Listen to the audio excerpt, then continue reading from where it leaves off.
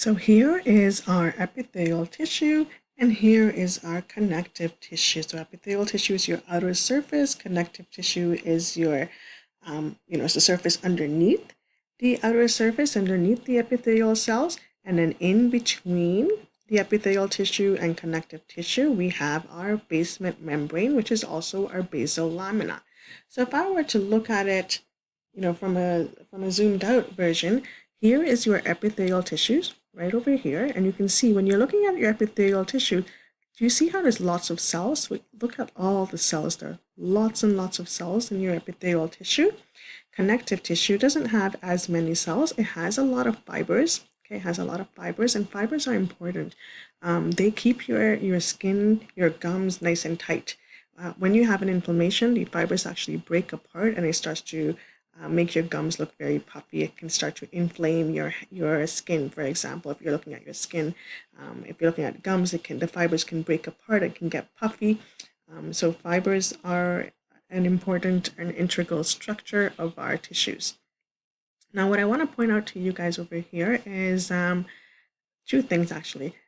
This I'm going to show you right over here. So this, let's see if I can outline it. This bump that you see over here, okay, this ridge, actually I should say, this ridge is known rete ridges, or some people say rete ridges. So I'm going to write that down. So this, when you look at it, and it's this part over here, okay, so the ridge that we're looking at over here is known as rete or rete ridges.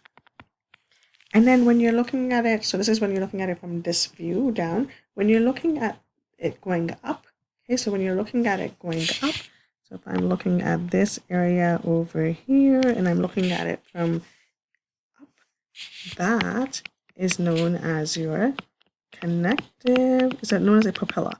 So it's actually known as your connective tissue papillae, or papillae. So all these over here, this bump that you see that's going up, the bump going up is your papilla or connective tissue papillae, and the bump going down, so this bump over here, is your rete or rete ridges. Okay, another thing to point out over here is, as we said, this is your epithelial tissue, this is your connective tissue, and if you guys remember, there is a layer that is separating, okay, that is separating the epithelial tissues from your connective tissue. Do you guys remember what that layer is? Yeah, that is your basal lamina or basement membrane. So there is a layer separating between the two, between the epithelial tissue and connective tissue, known as your basal lamina. All right, good.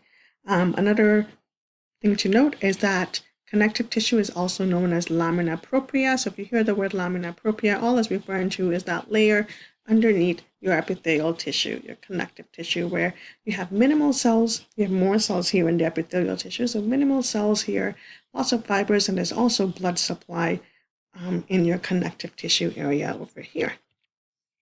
One more thing I want to talk about is something called cell junction. So there's something called desmosomes and hemidesmosomes. So I'm going to look at it by using this visual over here. So when we're looking at this picture over here, okay, this is where when you have two cells that are connected by something, and that something is called a desmosome. So I'm going to write this down over here. Desmosome.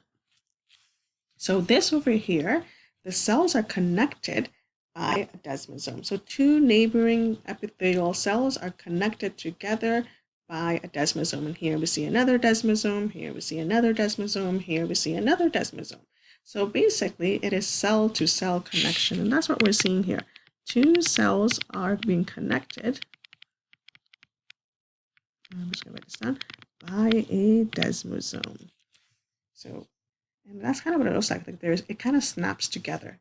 Okay, like that. It's kind of like I've read how, how if you have a denim jacket and you're buttoning up the denim jacket, it snaps together, and that's exactly what's happening here.